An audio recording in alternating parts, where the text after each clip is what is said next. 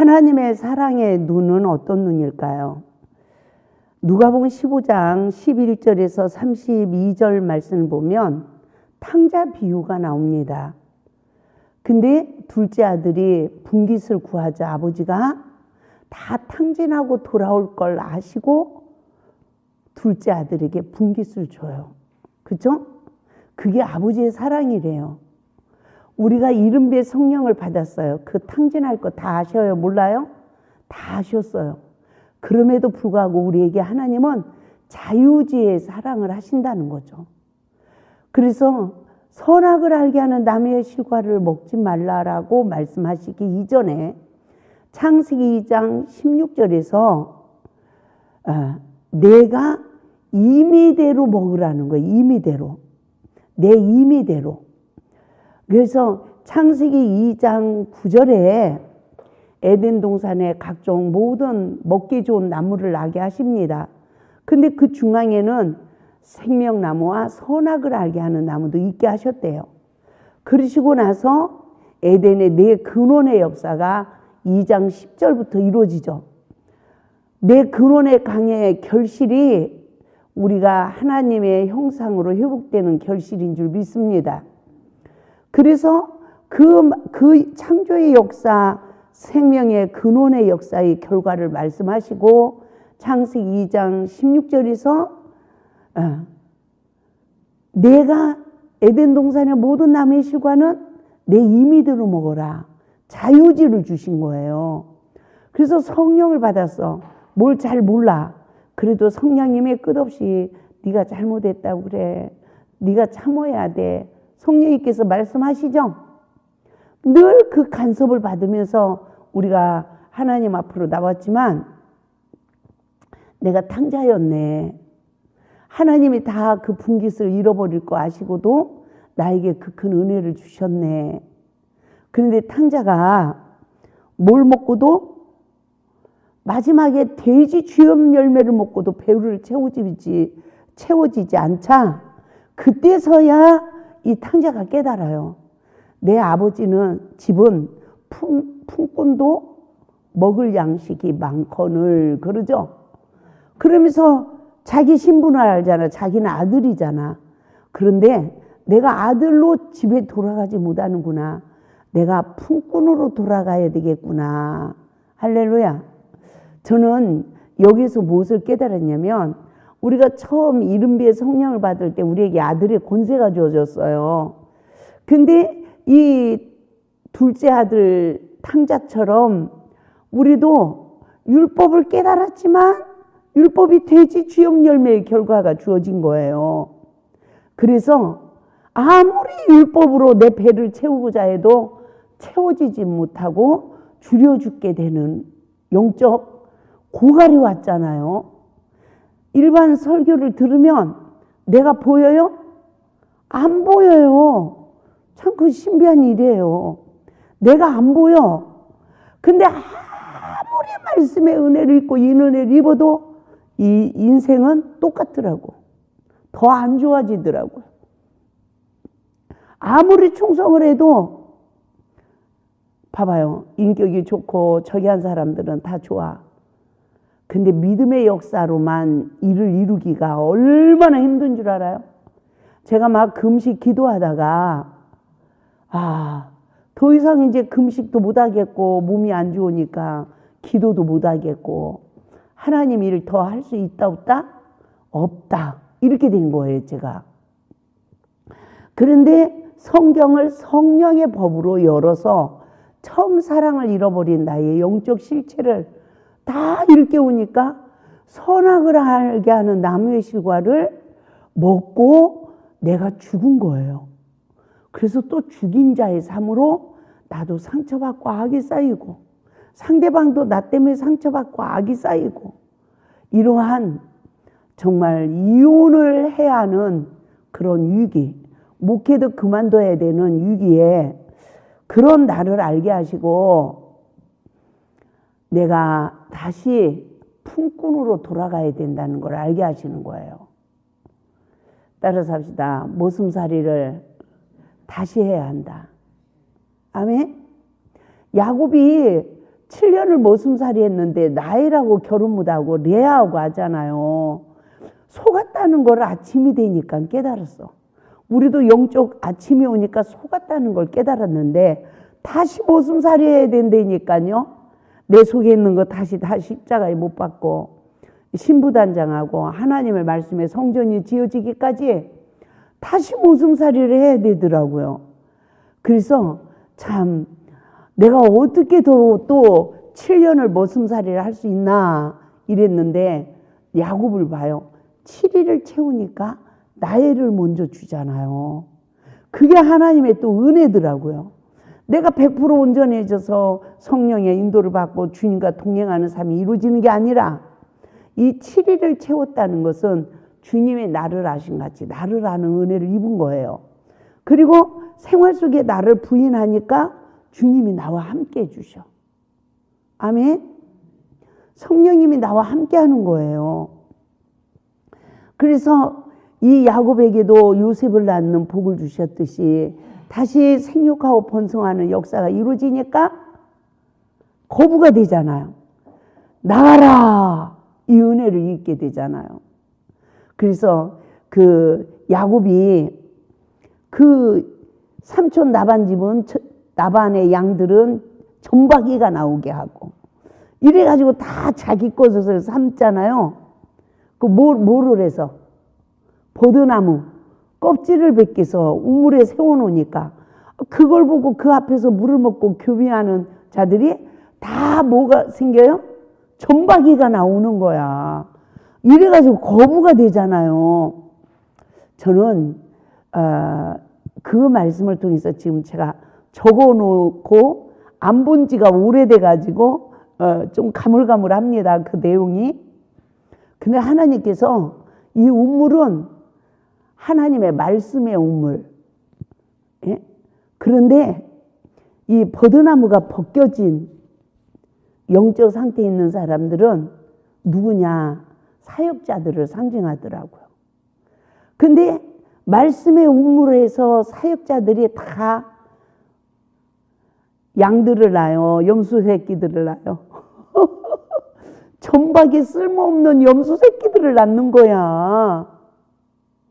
교회에서 열심히 말씀을 양육했는데 양이 안 만들어지고 다 점박이 염소 새끼 같은 성도들이 만들어지는데 야곱이 무엇을 선택했죠? 점박이가 나오는 건 내 걸로 하겠나이다. 그래서 야곱이 그 요새까지 낳은 그 은혜의 경지에 이른 야곱은 따라서 죄인을 사랑할 수 있는 은혜가 임했다. 아멘? 죄인을 사랑하는 은혜가 임한 거예요. 아니, 놀라지도 않으시네. 나는 이거 깨달을 때 너무너무 놀랬거든요. 성령님이 이걸 일깨워 줄 때. 어머, 이런 거였네. 그래서 나도 나를 부인하고 십자가의 은혜를 입어서 요셉을 낳는 기업물을 자를 낳는 영적 시기까지 이르면 나도 어떤 사람이 된다? 나도 죄인을 사랑하는 하나님의 사람이 돼서 그 점박이들이 다 누구 거가 된다? 다 내 기업이 되어진다. 맞죠? 이 은혜가 우리에게 임해야 되는데 그 경지까지 우리 모두가 하나님 앞에서 세움을 입는 그 은혜를 입어야 되는데 우리도 돼지 주염 열매로도 배를 채우고자 해도 내가 줄여 죽겠구나. 아무리 율법을 깨달아도 율법이 생명의 성령의 법이 되지 않으면 내 영혼이 줄여 죽겠구나. 할렐루야. 그래서 내 아버지 집은 양식이 많아 이러고 품꾼으로 가는 그의 생애에 뭐가 이루어졌을까요? 생명의 성령의 법이 성취되니까 아버지 앞으로 인도를 받는 거예요. 근데 상거가 먼데 누가 먼저 달려왔죠? 아버지가 먼저 달려왔어요. 그 대목에 어떤 분이 아들한테서 무슨 냄새가 날까요? 그러니까요. 돼지 키우다가 쓰니까 돼지 똥 냄새가 나겠지요. 아니요. 죄 냄새가 날 거예요. 막 이러더라고. 그런데 한 강사님이 뭐라고 하시냐면 아들 냄새가 납니다. 내 자식은 아무리 탕진하고 죄인이 돼서 내 앞에 와도 무슨 냄새가 난다고요? 아들 냄새가 난대요. 아들 냄새. 그러니까 아버지가 먼저 산 거가 뭔데 먼저 달려갔다는 이것을 잘 기억해 봐요. 우리가 100% 말씀으로 온전해지지 못했어. 근데 회개하고 돌이키기만 하면 하나님이 먼저 나한테 달려온다는 것입니다. 맞죠? 그리고 뭘 끼워줘요? 가락지. 너는 내 것이야 라고 가락지를 끼워줘요. 그리고 살찐 소를 잡아서 잔치를 했대. 이 소가 뭘까요? 내 안에 나를 주인으로 삼던 원수예요. 원수. 우상. 하나님 말씀이 아닌 다른 것이 내 생각을, 내 마음을, 내 속사람을 지배하고 있다면 그것이 다 우상이에요. 그러니까 내가 아버지께로 가서 아들의 권세를 받으니까 내 안에 있는 하나님 말씀이 아닌 우상들이 다 파쇄되어지는 거죠. 이 역사가 우리에게 성취되어야 될 줄 믿습니다. 우리 그 교재 내용을 봅니다. 하나님의 사랑은 누가복음 15장 11절에서 32절의 말씀에서 보는 바와 같이 둘째 아들이 자기의 분깃을 요구하자 그 아들이 다 탕진하고 돌아올 것을 아시고도 재산을 나누어 주었지만 바로 그 탕자의 아버지와 같은 사랑이라는 거예요. 탕자의 아버지와 같은 사랑. 누구 사랑이? 하나님의 사랑이. 이 사랑은 전적으로 아들에게 자유의지를 준 사랑이라고 했습니다.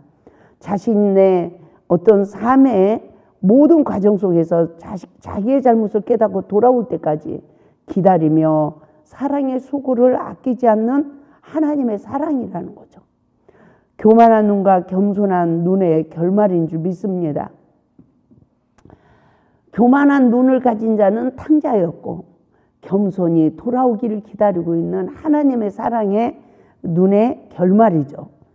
우리가 이와 같은 하나님의 사랑을 모른다면 모든 관계 속에 하나님의 뜻을 이루지 못할 뿐만 아니라 하나가 되는 열매를 맺을 수가 없다는 것입니다. 그러나 자식이 잘못된 길로 가게 되면 그 부모는 절망 가운데서 그 자녀에 대한 믿음과 소망을 다 잃어버리게 되죠. 그래서 교만한 눈을 가진 자는 자기들 깨닫지 못하며 하나님의 뜻도 하나님의 일도 알지 못합니다. 결국 근심과 세상 염려로 인하여 사랑의 힘을 다 잃어버리게 되고 하나님과의 관계, 인간관계가 다 깨지게 된다는 거예요. 제가 서울에 가서 집회를 할 때 아들이 자폐증이 너무 심하더라고요. 그런데 그 아들이 그렇게 교회만 가려고 그러는데 근데 저는 그걸 몰랐잖아요. 그래서 이제 기도를 해드리는데 성령님께서 그러시는 거야. 뭐라고 하시냐면 이 아들 때문에 이 집안이 천국이 임했네요.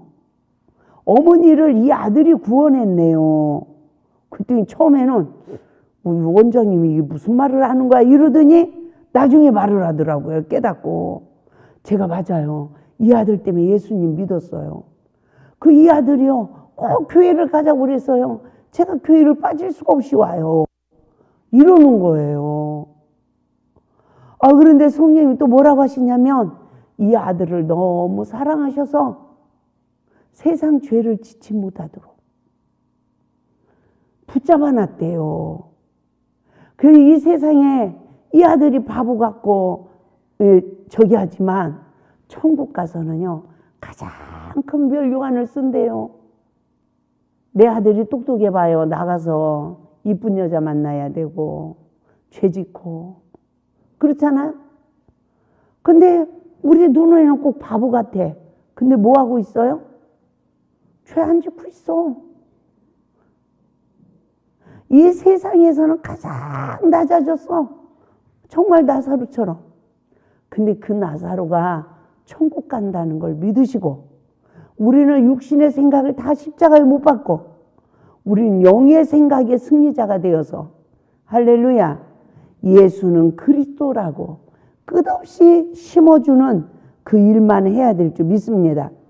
그래서 우리는 어떤 소원을 가져야 되죠? 예수 안에서 우리는 꿈을 꾸는 자가 되어야 됩니다. 그와 반대로 겸손한 눈이 떠지면 자기의 허물을 보고 남을 불쌍히 여기고 사랑하게 됩니다. 하나님의 뜻을 이루는 자가 되죠. 여기서 우리가 다시 한번 깨달아야 될 것은 사랑의 눈을 뜨는 은혜가 있어야 우리가 양이 된다는 것입니다.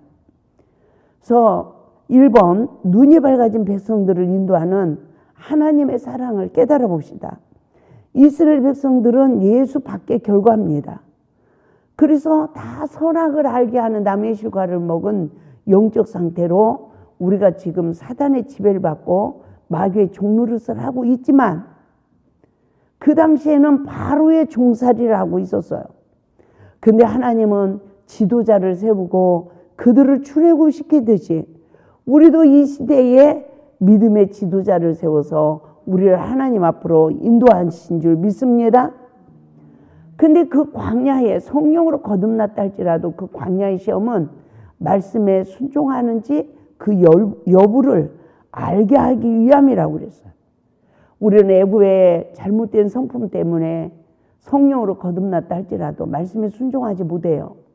그런데 성령을 완전히 소멸하기 이전에 하나님의 말씀을 잘 깨닫고 내가 잘못한 걸 회개하며 그 당시 성령이 소멸되지 않았을 때는 자기 부인하기가 쉬울까요? 어려울까요?